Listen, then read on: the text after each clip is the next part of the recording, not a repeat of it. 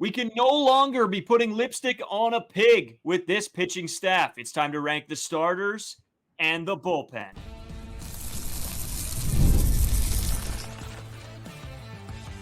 You are Locked On Blue Jays, your daily Toronto Blue Jays podcast.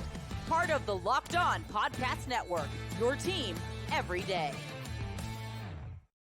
Welcome back to Locked On Blue Jays. Thank you for making Locked On Blue Jays your first listen every day. We are free and available wherever you get your podcasts and on YouTube. Part of the Locked On Podcast Network, your team every day. Today's episode is brought to you by Game Time. Download the Game Time app, create an account, and use code LOCKEDONMLB for $20 off your first purchase. Terms apply. I'm Braden Uwasco. He's Carter First. You can find us on Twitter, Braden5Uwasco, Carter First 2, as well on TikTok and Instagram at Locked On Blue Jays. Drop a subscription if you're new here on YouTube. It keeps us at the top of your guys' page and keeps you guys up to date with all your Blue Jays information. Yeah, Carter, I don't know. No game today. It felt weird. I feel like I've really only been around in Manitoba watching Blue Jays games for about one day this week. So it's a little bit criminal, but I'm not going to lie to you.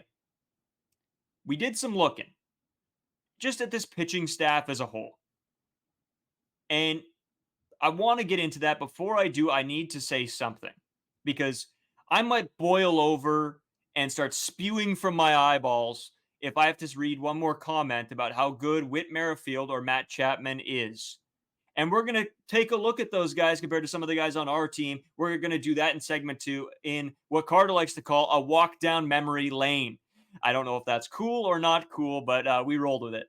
And then, of course, we got the Guardians preview as well. Stay tuned for that in the third segment. If you guys want to skip ahead to any of those segments, the timestamps will be available. But let's start off, Carter, with our pitching staff. I don't know if you want to start this with your rankings or I want to start. I'm just going to throw it to you, and you can take it however you want it. Yeah, I think we'll start with the starting pitchers here. The one positive that this Toronto Blue Jays team has had for the last few seasons. There's really a top 4 here, and it's pretty obvious. The fifth starter, you can say whatever you want. I don't think our fifth starter is probably going to be the same, but it's definitely a debate with Kevin Gausman, Jose Barrios, Chris Bassett, and Yusei Kikuchi. These guys have all been unbelievable this entire season. Have had pretty good careers with the Toronto Blue Jays, minus Yusei Kikuchi and Jose Barrios this season in 2022. These guys are rocks. These guys are what are keeping the Toronto Blue Jays in the hunt. If we had an average starting pitching staff, we'd probably be one of the bottom teams in the league. But here we are. We're battling for a wild card spot, even though this offense is so mediocre. But we're not going to get into that as much today. We're going to try to focus on this pitching staff. So I'm going to lead it off here. And I kind of looked at this in a sense of, I obviously took so far how these pitchers have performed this season, but I'm looking from this from a playoff perspective. Who I feel most confident with if somehow we do end up making the playoffs, it would be a wild card spot pretty much at this point. I don't think that's up for debate too much here. So I got to lead it off. I'm going to go with my first guy who I would throw in a first playoff game if we got to that point, based off this season, based off how confident I am in these guys. And this might be, I don't think it's a surprise, but maybe it is for some people based off the season, but I still got to go with Kevin Gausman. Kevin Gausman is our go-to. He's our ace. We always say it on this podcast. I would say we have 2 aces on this podcast. This guy is one of them. The splitter fastball combo is just unmatched. When this guy's splitter is on, he is one of the hardest pitchers in the league to hit off of. Just look at the Oakland Athletics game. This guy, complete game shutout. I get it's the Oakland Athletics. Their offense isn't that good. But when you get 11 strikeouts and throw a complete game shutout, I mean, you can't take anything away from that. The first of his career. Kevin Gausman, a guy that started off a little bit wonky this season, didn't look great at the start, but slowly over these past couple games, over the first few weeks of the season, he's been back to how he was last season. A guy that just consistently, you know what he's going to do when he goes out there. He's going to give you a chance to win unless he's playing the Minnesota Twins for some reason. They just read him so well. So that would be my only, I guess, asterisk is that if we are playing the Minnesota Twins somehow in a playoff series, not sure if I would roll out Kevin Gausman first, but I'm not going to get into the rest of my rankings. So I'll save that. So you guys have to keep watching to figure out how I feel about the Toronto Blue Jays pitching staff. But Kevin Gausman here, pretty much a no-brainer for me, 1-1. Kevin Gausman, I would say, is still the best pitcher on the Toronto Blue Jays team. Yeah, and that's fair. And I sort of agree with you. But my number one is different. My number one, I took this as, who are you most confident in? And right now, I'm most confident in Jose Barrios. I think that he's undoubtedly been our best pitcher this season. And we always talk about riding the hot hand. And Jose Barrios is the hot hand. He is electric out there. And going into a playoff series, I have absolutely zero problem throwing Jose Barrios game 1, and that's honestly where I would lean. I think I would save Gausman for game 2, which I guess I'll get into my second pick, which is Kevin Gausman, of course. He's a seasoned vet. He knows what he's doing, and he's been great for so many years. Kevin Gausman is one of those guys that even when he has a bit of a down start to the season like this year, he's able to bounce back, fight back, crawl back, whatever you want to say. And he didn't have a spring training. And that's huge for him. He didn't get those first couple game jitters out of the way. And then as soon as he did, he's back to being Kevin Gausman. So for my 1 and 2, if I was to roll into a playoff series, it'd be Jose Barrios, then Kevin Gausman. I'll throw it to you for your number 2 and number 3. Yeah, I think the first two really not up for debate for me. I have Jose Brios in that second spot. Pitcher of the month in April, a guy that is going to go out there and give you 6 innings of 2-run ball most of the time. Just a guy, again, not getting a ton of strikeouts, but is so efficient, will just log so many innings for this team, especially with how the bullpen has been struggling this season. You want your starting pitchers to go as far into games as they can. So with Jose Brios, just the king of consistency, a guy that doesn't really have blow-up starts pretty much ever. He's had 1 blow-up start this season. It was against the Los Angeles Dodgers. Fair. Like I'm just going to say right now, look at that lineup. It's going to be tough to pitch against that team in any scenario. But yeah, Jose Barrios, he has, I think, 11 or it might be 12 quality starts now. Oh, sorry, it was a 5 2/3. So it'd still be at 11 quality starts, which is very high up on the major league leaderboards. A guy that it's just like, what a contract, what a signing by Ross Atkins. I know Ross Atkins is on the hot seat right now, which is very fair with how he has constructed this offense. But with Jose Barrios, that is an unbelievable contract, a guy that we still have the positive impact of seeing on this team for such a long period of time. I think he signed through the 2028 season. So Jose Barrios isn't going anywhere, and thank God he isn't, because how fun is this guy to watch every 5th day on the bump for the Toronto Blue Jays? Oh man, it is electric. And I know we talk so highly of these two guys, but I mean, they are. It's like having pocket aces. That's what it is. It's Jose Barrios and Kevin Gausman. And there's nothing better than that. I mean, how many teams do you know that you could go down the list and say, okay, they have 2 aces. They have 2 aces. Not many. Not many. If this offense would be able to generate runs, I don't know. I think this team's unstoppable with this pitching staff that they've created. It's just too bad that they don't have that kind of offense. It doesn't, like, that's the thing. It doesn't have to be a great offense, just has to be okay. But again, I'm going to try to stay away from the offensive slander in this podcast for once, because we're going to come out on Friday, I guess Monday's episode, and hopefully we don't have to talk about the offense, but I feel like that's a direction we're going to have to go with. But with Jose Barrios, 2.93 ERA, a strike to walk ratio of pretty much 3-1. Like, what more can you ask for Jose Barrios? Just the king of consistency. You know exactly what you're going to get every single time out. This one was the hardest one for me to rank, the 3rd and 4th guys. For me, obviously, Chris Bassett, obviously, Yusei Kikuchi. For some reason, for me, I know Yusei Kikuchi has been so good last season and this season, but for some reason, in a playoff scenario, I just don't know if I can necessarily trust the guy in a game 3, which is probably going to be a make it or break it game. So that's why I'm going with Chris Bassett. Again, Chris Bassett, tough start to the season. People are saying, oh, Chris Bassett isn't that good. He's throwing 93. Like, this is not going to be good enough. Chris Bassett has said, screw you guys. I'm so back. Looking at Chris Bassett, he has a 3.56 ERA now. A guy that has literally a million pitches. Like, you're not going to be able to read what this guy's throwing when he has that many pitches. If you're trying to rely on one pitch and you're just sitting on one pitch, that's not going to go too well for you. He's like, you have a 1 in 8 chance of guessing this guy's pitch. So good luck with that. Good luck trying to get a read off Chris Bassett. And he's like pretty much like Jose Barrios. These guys are very similar in their styles, but just, I would say, slightly worse, just because Jose Barrios' stuff, I would say, is better than Chris Bassett's. But again, not taking anything away from Chris Bassett, one of the best 3rd starters in the league. Chris Bassett, a guy, same thing. You know exactly what you're going to get out of him. A guy that's gone 8 innings multiple times, 7 innings, 6 innings. Pretty much a given that he's going to give you at least 5 innings on a start. Going to keep you in baseball games. Not going to blow you away with velocity. You're not going to be able to, again, sit on his pitches. Chris Bassett, a great career. He is, I think, 34 years old at this point. Just so many accolades for this guy, a guy that is a fan favorite, definitely in this household. I know our roommate got a Chris Bassett jersey. He's very high on him, and for good reason. A guy that is so fun to watch, such a great teammate, and that's why I have Chris Bassett in the number 3 spot. So I'm guessing that leads you into having Yusei Kikuchi at number 4. Yes, it does. Okay. So in a comfortability standpoint, going through the season, I have these two guys ranked differently. I have Yusei Kikuchi at number 3 and Chris Bassett at number 4. Just talking about regular season games on any given day, who would I rather have out there? And that'd be Yusei Kikuchi. But looking at the playoffs, it's a different beast, and we know that this team has seen how different playoffs get, and that's any sport there is. That playoffs is just a whole different beast. And in a playoff scenario, I have Chris Bassett at number 3, and he would be my third game starter. But during the regular season, who am I more comfortable with just throwing out there in a random game? It's Yusei Kikuchi. I know that's a little contradictory, but the playoffs is just so different, and I think the veteran presence that Chris Bassett brings is so valuable in the playoffs. So I think that in the playoffs, my number 3 would be Chris Bassett. My number 4 would be Yusei Kikuchi. In the regular season, who do I feel more comfortable with on any given day? I'm going Yusei Kikuchi at number 3 and Chris Bassett at number 4.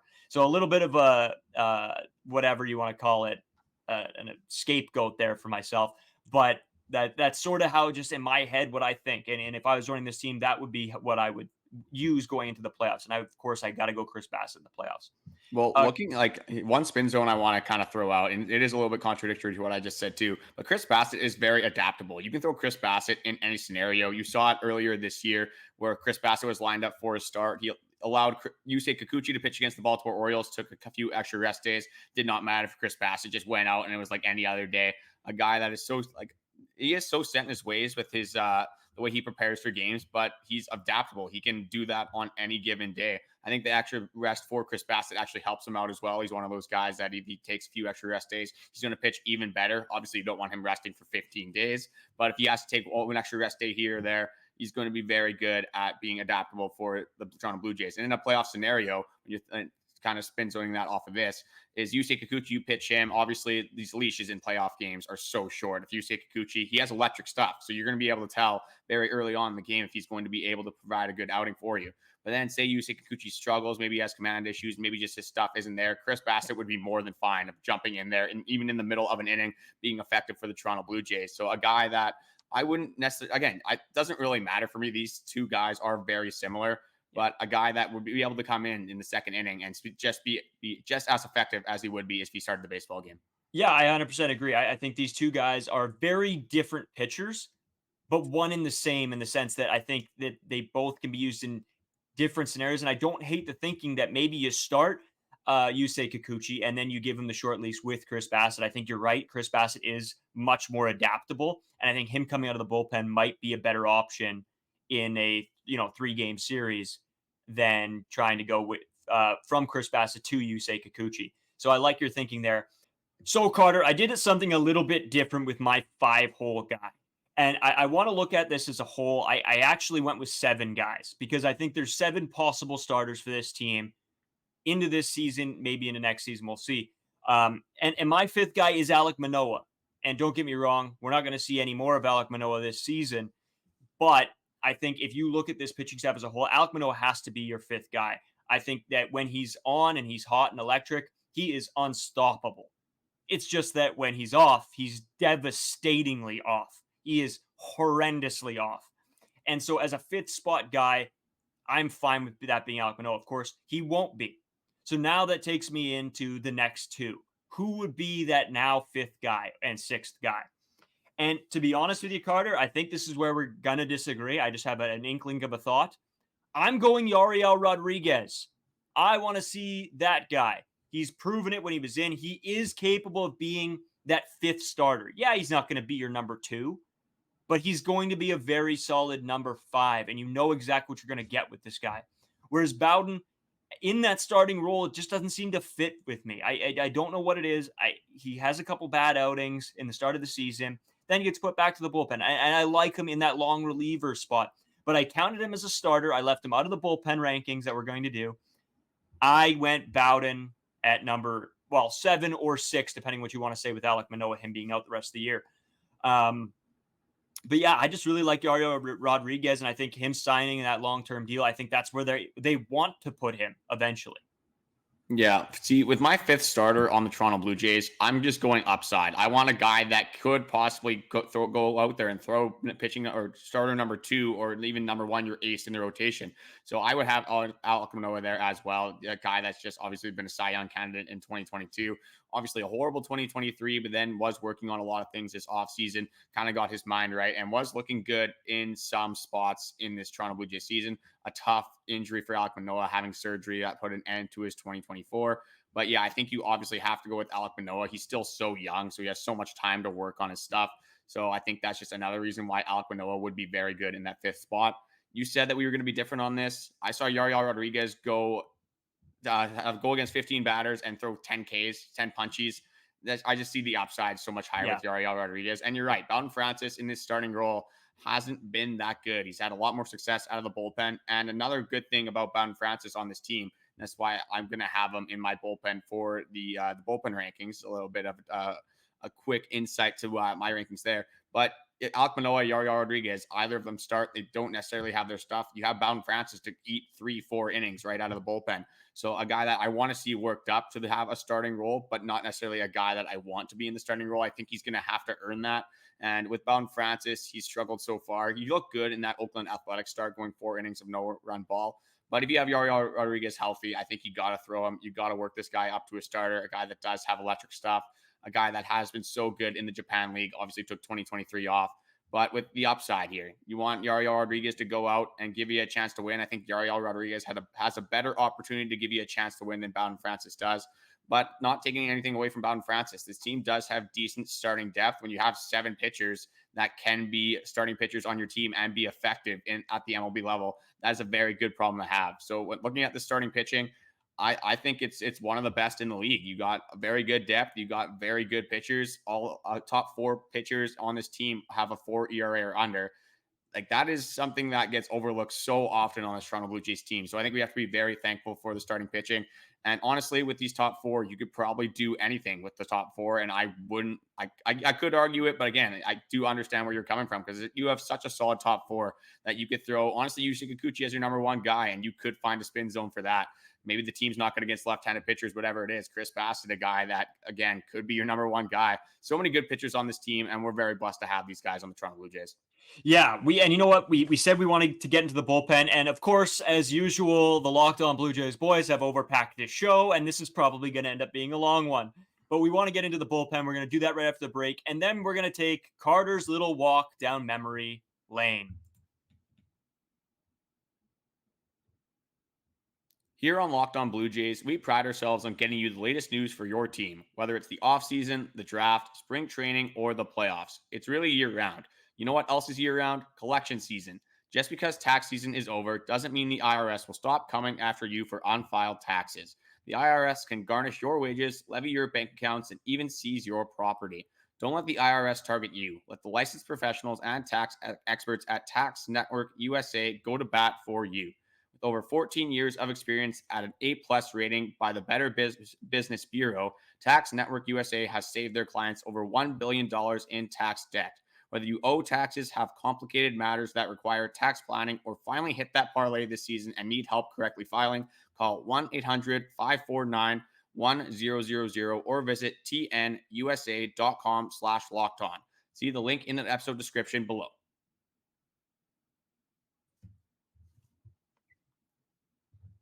So, there we go. Carter's back. Back on the right side, like I always am. That was close, Carter. We almost had another mishap there. Let's get into the bullpen rankings, Carter. And then we're going to take a quick walk down your memory lane. But of course, I said it before, we just continually overpack shows. But there's so much to talk about sometimes. We get these big ideas, and then it's like, oh man, we're 20 minutes in and we haven't even started our second segment. So Carter, I'm not going to go too in-depth into this bullpen here. I'm going to list you my ranking, then we'll list your ranking, and that's how we're just going to go about this. Speed round, I love it. Yeah, fast a little bit of fast money, exactly. So I did this about who I'm most confident in as of right now. I didn't go for playoffs with this bullpen because things change, and things are going to change. But as of right now, this is my list. And I know I don't have Bowden in mine, and you have Bowden in yours, but we'll take that with a grain of salt. Do you have Jordan Romano in yours when he comes back? I just want to know. Yes, I do have Jordan Romano. I have without and with Jordan Romano. So okay, I have with Jordan Romano. Right. Yeah, I'll throw him in then. Okay, I have, to start the list off, our boy Yimi Garcia. He is undoubtedly the best piece of this bullpen, without question. He has been absolutely electric. And then following that up with another guy that's been extremely good for this team is Chad Green. And of course, those two guys, I think it's pretty non-negotiable that those are your 1-2. And then actually, Carter, this is where it gets a little tricky. I'm actually going Trevor Richards. Trevor Richards might be, I don't know if it's, in my head, Trevor Richards is one of the worst pitchers out of the bullpen. But then I think back and I'm like, wow, this guy's been electric this year. He's sort of one of those guys that gets overlooked. So I'm giving him his flowers. Trevor Richards, money season so far. I love it. Then I go Jordan Romano at the number 4 spot. And he has not been good this year, but I think, again, we talk about upside, and Jordan Romano's upside is there. It's just we're not seeing a lick of it this year. Then I go into Nate Pearson. Then I go Zach Pop. Then I go Brennan Little. Then I go Henny Cabrera. And then finally, the dumpster fire that is Tim Mesa's season. An absolute shellacking of a year. I can't stand this guy. I go back. This guy makes me, I go back and forth with this guy. Some days I love him. Some days I hate him. This season I have hated him. He's been horrible. Our 2 lefties in our bullpen have been terrible. And it's a terrible look for this Blue Jays team that we don't have a solid lefty coming out of the bullpen. It is inexcusable. That is something that this Toronto Blue Jays team is going to have to look at going forward into this season. You need a guy out of the bullpen that's a lefty that's solid. It doesn't have to be, they don't have to be unbelievable, but they can't be Henny Cabrera and Tim Mesa. They just can't be. Yeah, we have like very similar lists actually, which I'm very surprised about. So I also have Yimi Garcia as my number 1 guy. I think you're right, non-negotiable. A guy that's just been so good, especially in relief of Jordan Romano. Obviously a tough injury, a 1.98 ERA on the season, coming in and just looking very good. Doesn't give you those Jordan Romano vibes where he has to put 3 guys on base to actually have a good outing. Yimi Garcia just comes in and gets it done very quickly. A great pitch mix for a closer. Definitely something to argue about that. Jordan Romano, 2-pitch guy. Yimi Garcia, 5-pitch guy. Definitely when you have more pitches that are effective, it's going to be easier to pitch in the MLB. But saying that, going into Chad Green, I love Chad Green so much. If I was going to get a bullpen jersey, it would be Chad Green, a guy that's just so good. A setup guy. I'm so confident when Chad Green comes out. I know against the Oakland Athletics, he threw 1 pitch that was a meatball and then got launched off of. Other than that, I don't really remember an outing where Chad Green didn't pitch well. So that's why I have Chad Green in my number 2 spot. I also have Trevor Richards as my number 3 guy in terms of confidence. I think his changeup can be so good so often. The only thing with Trevor Richards is if he doesn't throw a good changeup, that thing is like batting practice. It gets launched off of fairly consistently. But for the most part, I'd say 98, 99% of the time, that changeup is so good, so hard to read. One of the best pitches in the MLB. And that takes me into Jordan Romano in a confidence level. I can see this guy skyrocketing back up to the number 1 spot at some point in the season. Jordan Romano is just that good.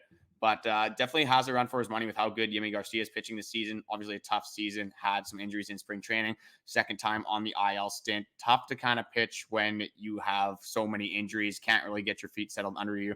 And just with his velo drop, he hasn't had his velo in a lot of his starts. You can kind of tell in the first couple pitches that Jordan Romano isn't necessarily himself.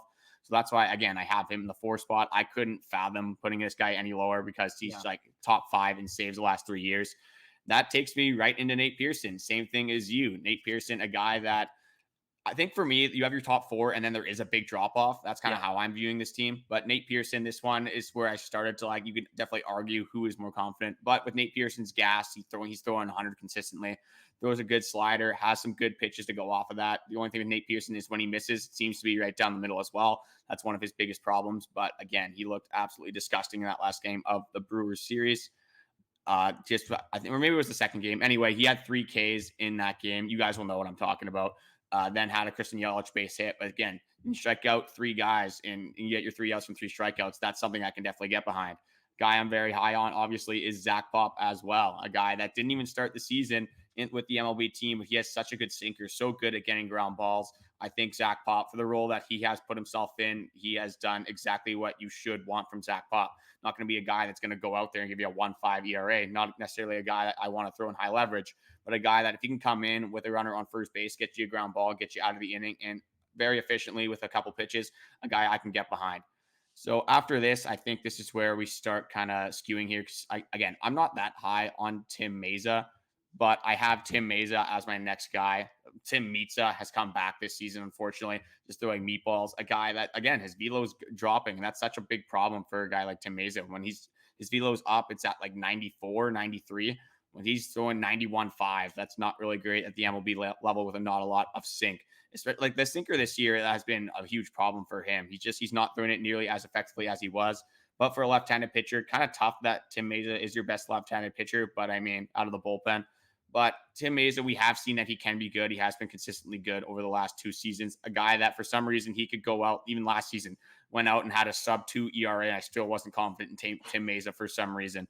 But anyway, going back into this, for me, again, just because Bowden Francis hasn't been good this season, I'm just solely basing this one off this season. I have Henny Cabrera as my next guy.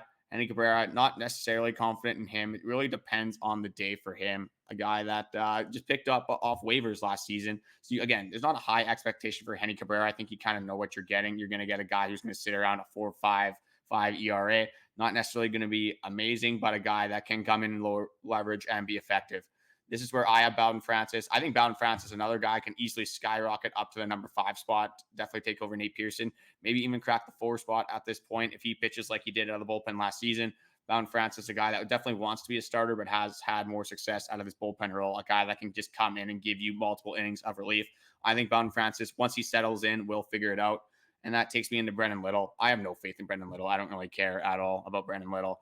Actually, well, I guess Ryan Burr is another guy we can throw into this list, a guy that hasn't really pitched for the Toronto Blue Jays at all. But I would have Ryan Burr over Brendan Little just because I hate Brendan Little. Sorry, man. I don't know what you did to me, but I have vendetta against you. Just don't like seeing you pitch. Not very confident when you go out there. But again, this bullpen construction would look a little bit different if we actually had to put a bullpen together. Obviously, there's a lot more to contribute. You need long relievers. You need lefties. You need higher leverage guys. This is just strictly off of confidence, what we have seen off of this year.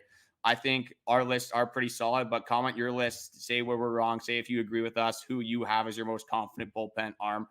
I like my list. I think for you, Tim Meza, I can definitely see where you're coming from. Tim Meza's I hate Tim Meza. I hate him on the mound. But this bullpen's been struggling this season. Not a lot of good to take away from this bullpen, other than honestly your top 3: Trevor Richards, Chad Green, and Yimi Garcia. Other than that, Nate Pearson has some moments. Zach Pop has been pretty effective. But Tim Meza having a down year. Bowden Francis not looking great. Jordan Romano obviously has not been good. A 6.5 ERA from your closer is never going to play. And then Henny Cabrera. I'm not that disappointed in Henny Cabrera. He's kind of just performing up to my expectations at this point. But I guess that will take us down memory lane, looking at our last season free agents, comparing them to this season. So the big ones we're going to go over are Matt Chapman. I touch quickly on Kevin Kiermaier, won't be a ton there. Whit Merrifield, Justin Turner, and IKF. Oh, and then Jordan Hicks as well as a pitcher. Again, for me, with how good our starting rotation is, I'm not going to get too much into Jordan Hicks, but I'm going to start with probably the biggest debate we're going to have with these free agents comparing. So it's IKF and Matt Chapman. These two, IKF is obviously Matt Chapman's replacement. Matt Chapman's going to offer you more power, obviously going to be able to hit more runs, drive the ball out of the ballpark more often. But IKF, known as a contact hitter, a guy that's been very effective for the Toronto Blue Jays. So I'm going to give it to you to kind of break down their offensive stats, and then I'm going to go into it after to break down the defensive side of the ball. So Braden, I'll throw it over to you. Yeah, so let's start with Matt Chapman here. And again, I have lots to say on Matt Chapman, don't get me wrong. But I'm going to let the stats speak for the stats, and then I will sort of give my thoughts as well. Matt Chapman this season batting a .236, an on-base percentage of .312, a slugging percentage of .402, an OPS of .714, 8 home runs and 29 RBIs. I'm sorry. I don't care what you're going to say. I'm not paying Matt Chapman to be another bum that's not going to drive in runs and not produce for this ball club. At the beginning of the season, I thought, okay, maybe Matt Chapman has a resurgence. Maybe we're going to regret that one. Nope. I don't regret it. I don't regret it whatsoever. There is zero piece of me that thinks that we should have signed Matt Chapman to the deal that he got. No way. Just looking at IKF stats, I mean, the guy's hitting a .266, 309 on-base percentage, a .379 slugging, and a .688 OPS, which, don't get me wrong, isn't as good as Matt Chapman. I am well aware of that. He has 4 home runs from a guy that's not supposed to hit home runs, has only 4 less home runs than the guy that you want to hit home runs. I'm sorry. for the amount that we would have paid Matt Chapman, I don't necessarily see that big of an upside.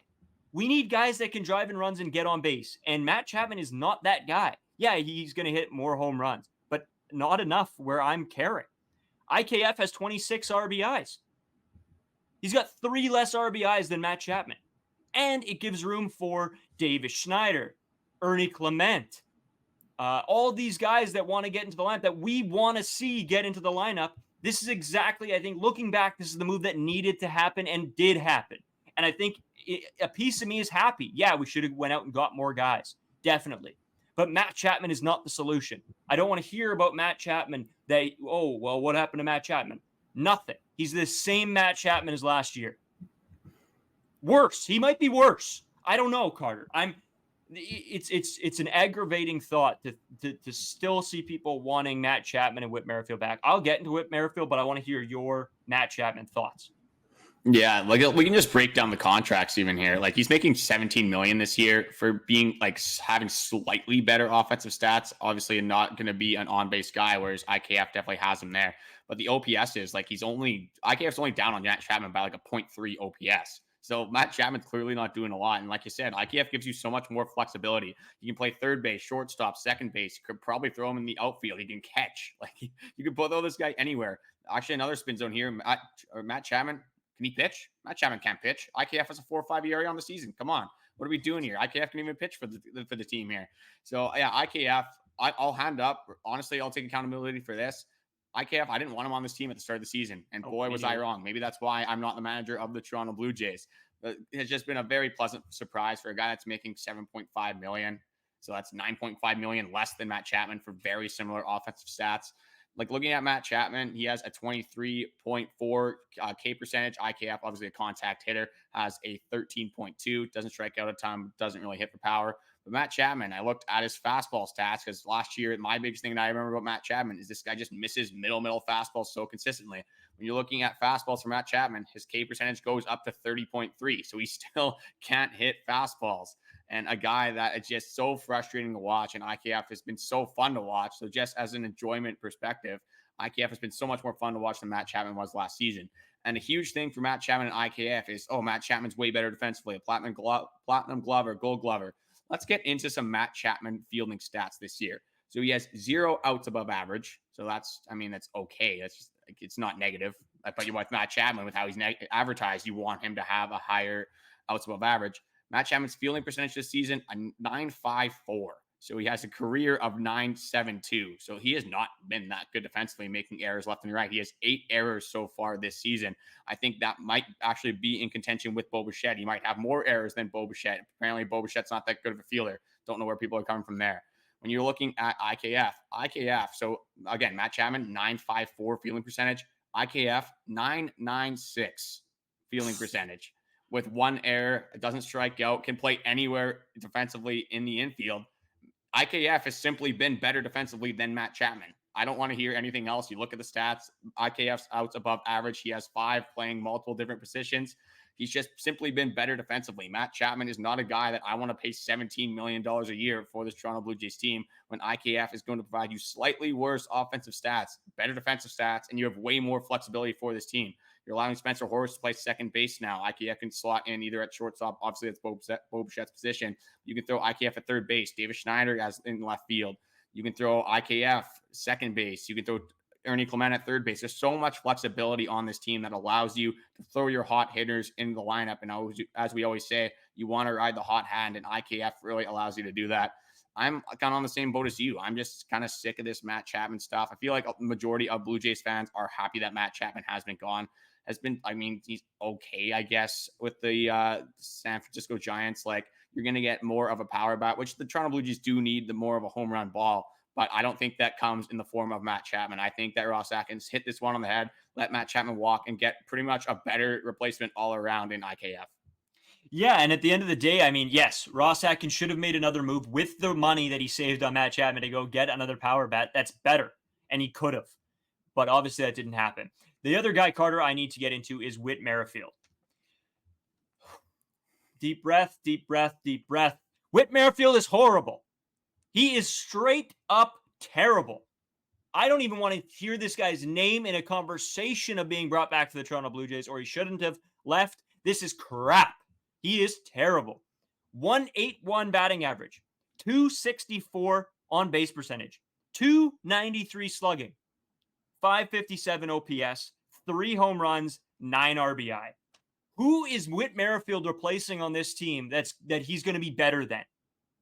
I'll wait. Somebody give me a list. No one.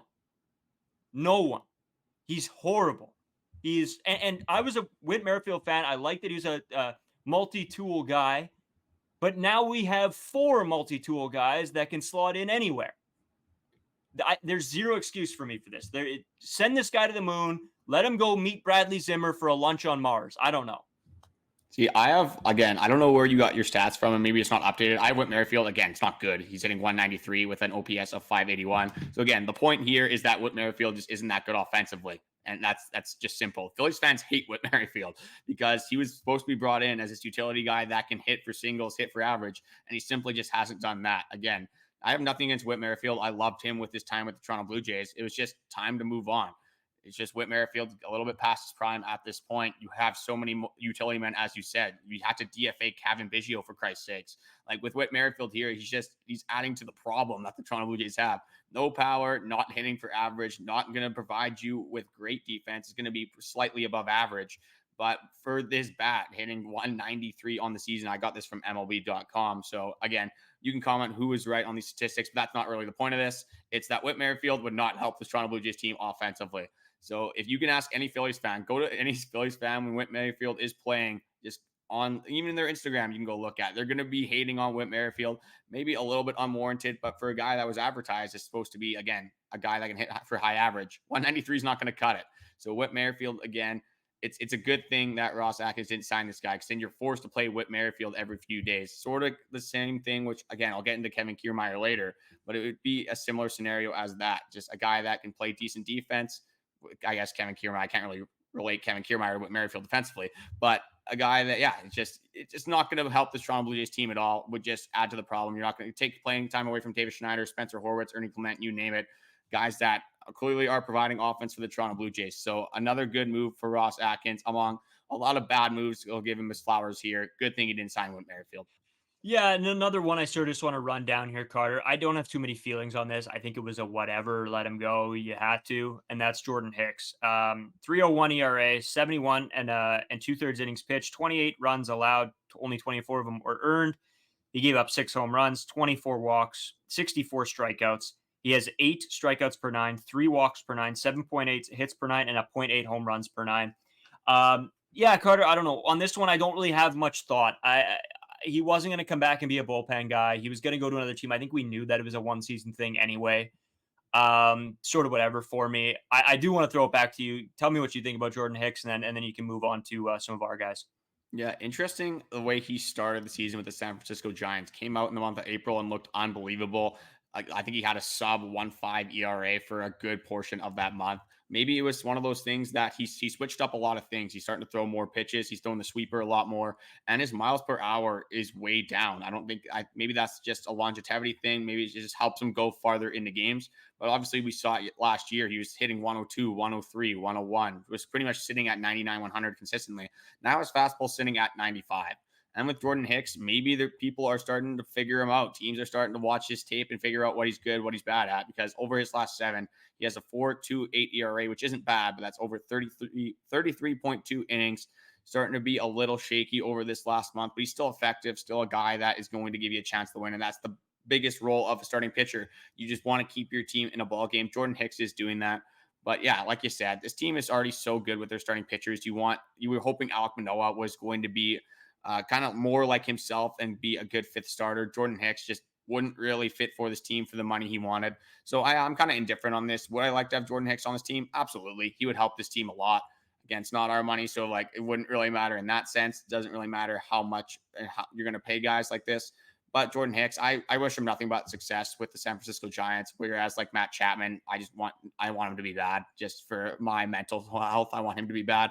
Whereas like Kevin Biggio, it's weird. Kevin Biggio, I want him to be good. So it really depends on the players. I think it just kind of depends what kind of taste they left in our mouths. Matt Chapman's not necessarily good. Jordan Hicks, was really fun to watch when he was throwing heat. But yeah, I'm pretty indifferent on the Jordan Hicks letting him walk. Yeah, and you know what, Carter? I do want to get into some of our other guys that you've written down. We're already at like 41 minutes here, so I think we're going to take a quick pause, take a break, and come back with our couple guys, and then the Guardians Here, seats. just before we do head out, though, I want to throw it over to our Locked On 24/7 streaming channel, Locked On Sports Today, or the Amazon Fire TV's channel app. Get expert analysis over there, whether it's the MLB, NFL, NHL, you name it. Lots of good series going on, lots of good content over there. Check it out when you can. And yeah, we're going to head into exactly what Braden said right after this little break. Today's episode is brought to you by Game Time. As you guys all know by now, Game Time is one of my favorite apps that I have on my phone. It makes it so easy buying tickets. We went to Toronto and it was the most simple, easy way, cheapest way to buy tickets. We got their zone deals. I think one day we got a flash deal another day. And all these little deals that this app has makes it so much easier for buying tickets. It makes it so much cheaper. And the good thing was we could see the view from our seats. So when we were looking to buy tickets, we're like, oh, okay, well, we want to sit by the wall. We want to sit down the first baseline. We want to sit down the third baseline. And it made it super easy to pick those tickets. And when I went to the Jets game as well, we got super cheap tickets, 4 rows up from the glass, absolutely electric. This is a while ago now. I mean, NHL season's done, but I just still can't believe it. So take the guesswork out of buying your NBA Finals tickets. I'm not the biggest NBA guy, but I know a lot of people out there are. So you can use that with Game Time. Download the Game Time app, create an account, and use code LOCKEDONCollege for $20 off your first purchase. Terms apply. Again, create an account and redeem code LOCKEDONCOLLEGE for $20 off your first purchase. Download Game Time today. Last minute tickets, lowest prices guaranteed. Yeah, I got put into a little bit of a spin zone there. I was reading it and I'm like, whoa, our ad thing changed, which is cool. Carter, I'm going to throw it back to you here. I know you did a full breakdown on sort of the guys that we signed and could and re-signed. So I'll give it back to you. Yeah, I'm not going to spend a ton of time on here because we kind of knew how this guy was going to be. I'm just going to go quickly into Kevin Kiermaier's stats. Don't have a lot from him here, but he's hitting 200, 2 RBIs, 9 home runs, a 5.65 OPS.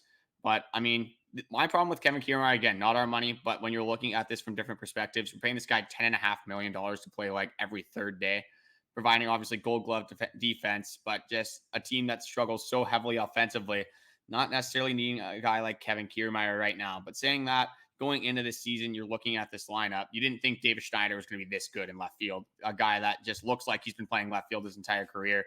Dalton Varsho, you knew what you were going to get from him. George Springer, you were hoping that he would actually be able to hit a baseball, but he can't even hit a beach ball right now. So again, like in retrospect, it's tough for you to predict what is going on in this Toronto Blue Jays season. So again, it makes sense to sign Kevin Kiermaier, but now looking at it from this perspective, definitely tough to be paying a guy $10.5 million to pretty much just sit on the bench at this point. A fan favorite, though. I love Kevin Kiermaier. I can't get mad at him because I know he's not going to go out there and hit 280 with like 15 home runs. It's just not going to happen at this point in Kevin Kiermaier's career. Never has happened in Kevin Kiermaier's career. So can't get too mad at Kevin Kiermaier. A great defensive replacement, a very smart base runner, a very good outfielder. Again, I'll throw it back to you just on your quick thoughts about Kevin Kiermaier. Yeah, you hit the nail on the head. I think this is sort of what we expected. Do I think the contract's good? No, it's not great. But at going into the season, like you said, you didn't know how Davis Schneider would be. You didn't know sort of what was going to happen with this one of these outfield positions. So you thought, okay, Kevin Kiermaier locks down the middle. You got Dalton Varsho and George Springer. Okay, we'll figure it out. And then it happens that, Davis Schneider can play there just as well as anybody. So, yeah, I think it's a happy accident. Sad that we're paying him $10 million, but whatever. But yeah, at the end of the day, I think Kevin Kiermaier is a great guy. City loves him. He loves the city. I can't hate on this guy. He's just too likable. Yeah, not too much bad to say about Kevin Kiermaier. You got what you expected.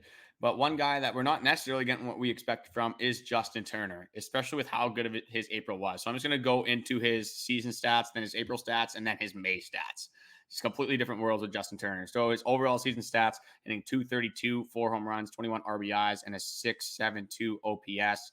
Definitely wanted to see more out of Justin Turner. But in April, you saw put us in a weird perspective where we thought Justin Turner might be the greatest hitter to ever grace the Toronto Blue Jays. In the month of April, he was hitting 300 at an 864 OPS, 3 home runs, and 11 RBIs.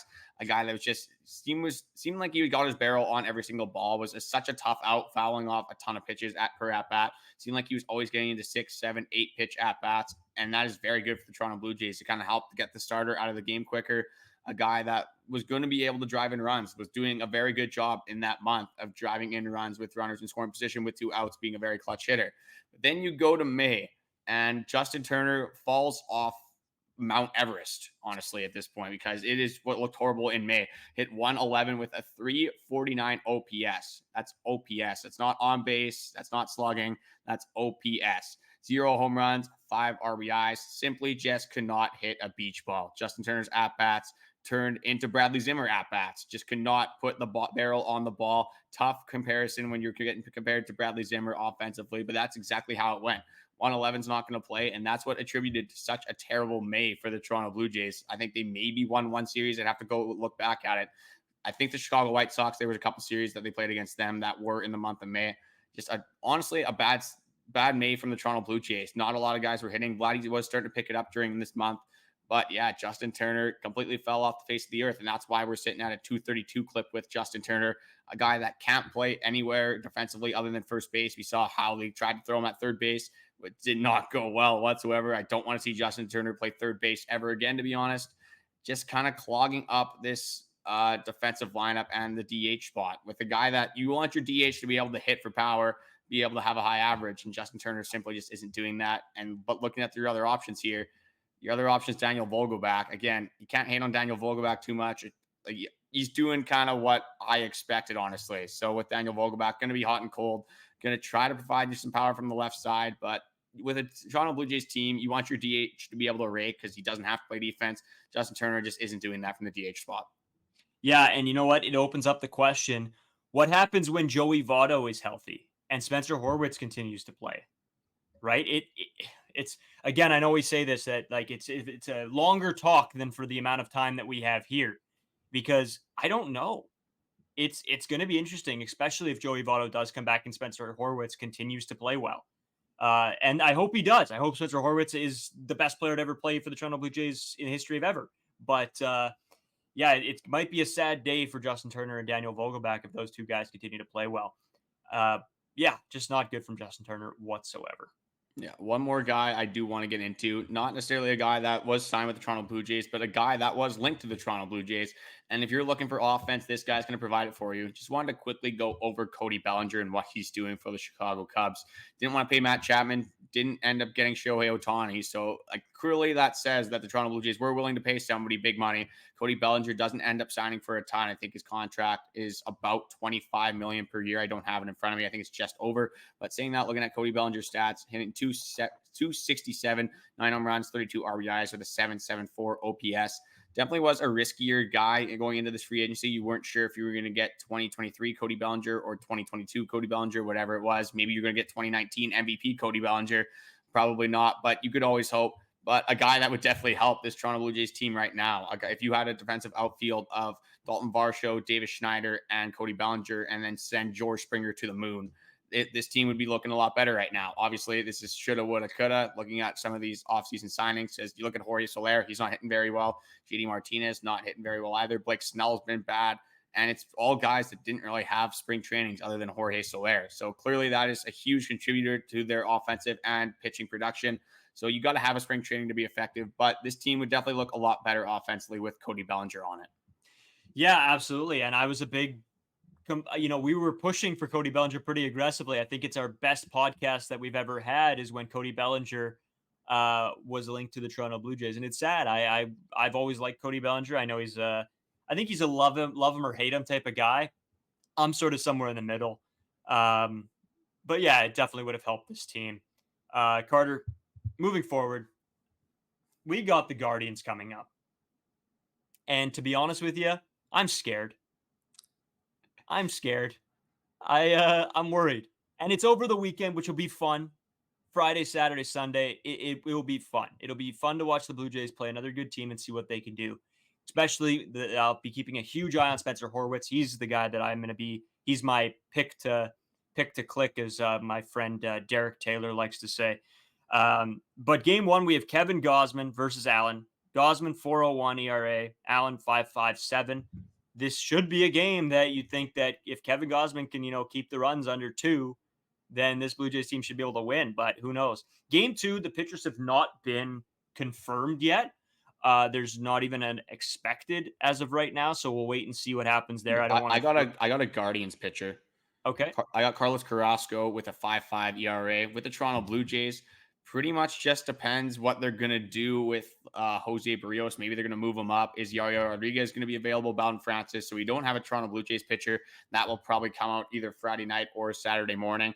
So it's going to be interesting to see that. But another guy with an over 5 ERA. Like you kind of get lucky with who you're getting from the Cleveland Guardians in this series. You got to take advantage. If you can win the first 2 games of the series, that would be massive. You at least have to take one, because going into the next game, you got a Cleveland Guardians pitcher that is very good. And I'll throw it back to you for that one. Yeah, so of course, for game 3, right now they have Jose Barrios set in there against Lively, who has a 2.59, with Barrios having a 2.93. And personally, Carter, in this scenario, this is where I'd move Jose Barrios up and try to lock down those first 2 games, like you said. And I think then you throw either Yariel or Bowden in that third game, and you sort of just hope that they can do something against this team, and then maybe the Jays can catch a little bit of fire. I don't know. Maybe if you get those first 2 wins, it lights a fire under them. And I think that's why they should move Jose Barrios up a day. Will it happen? I almost can tell you probably not. I think that Jose Barrios will pitch that third game, and then it'll be either one of the guys I said, maybe Trevor Richards. Who knows what's going to happen as of right now for that second game. But I would like to see Barrios moved up. Okay, so I'm just going to give it back to you here. What do you want to see from the Toronto Blue Jays this series? Obviously, the first 2 games, not great pitchers. You got Lively the last game, going to be tough to hit off of him. But what is a successful series in your eyes for the Toronto Blue Jays? To be honest with you, I'm sick of saying that, getting 1 win is good. We can't continue like that. They need to win this series. They need to start winning series. And for me, a good performance is winning this series. I think that you're set up to be able to take the first 2 games here. The third game is going to be tough. That's going to be a very difficult game, especially for a team like the Blue Jays that just aren't hitting very well. Maybe Spencer Horwitz, really kicks them into gear, hitting well with him, Schneids, Vladdy and Bo playing decent enough. I think you get those 4 guys. Maybe they can do some damage and score some runs for you. So I think you got to look to your superstars to start being superstars, and then hopefully your young guns can, carry the weight a little bit as well. I'm going to try something here, a little bit of reverse psychology. The Blue Jays are getting swept. They're not even having a pulse this series. It's not going to be good at all. We're going to be completely out on the Toronto Blue Jays after this series. I mean, hopefully I'm wrong here, because something's got to change. We need something from the Toronto Blue Jays. We'll see if that works. I just wanted to say thank you guys for watching. We appreciate all the likes, comments, subscriptions on YouTube, the followers, Instagram. Everything's been going very well, and we appreciate all the support. Before we do head out, just wanted to throw it over to the Locked On 24/7 streaming channel one more time. Locked On Sports Today, Amazon Fire TV channel app. You already know we talk about it all the time. Might as well take the opportunity to digest some expert analysis. We have noticed, I think it's 67% still of you guys are not subscribed to the YouTube channel. You guys are coming back for the videos every single day. You might as well drop a subscription. Helps us out a ton. Keeps us right at the top of your page, able to see our podcast, shorts, whatever it is on YouTube, and all the various streaming services, whether it's Spotify, Apple Music, ton of other ones out there. Wherever you guys are watching your podcast, leave a review, leave likes. Helps us out a ton. If you guys are liking our content, whether you are or you aren't, comment. I love seeing, even if it's hate comments. I kind of think it's funny sometimes, especially if they're about Braden. But yeah, we need something here. I say this every single podcast. Let's try to not get swept. But yeah, I already said the Toronto Blues getting swept, so might as well not even watch the series this weekend. Okay. See you guys.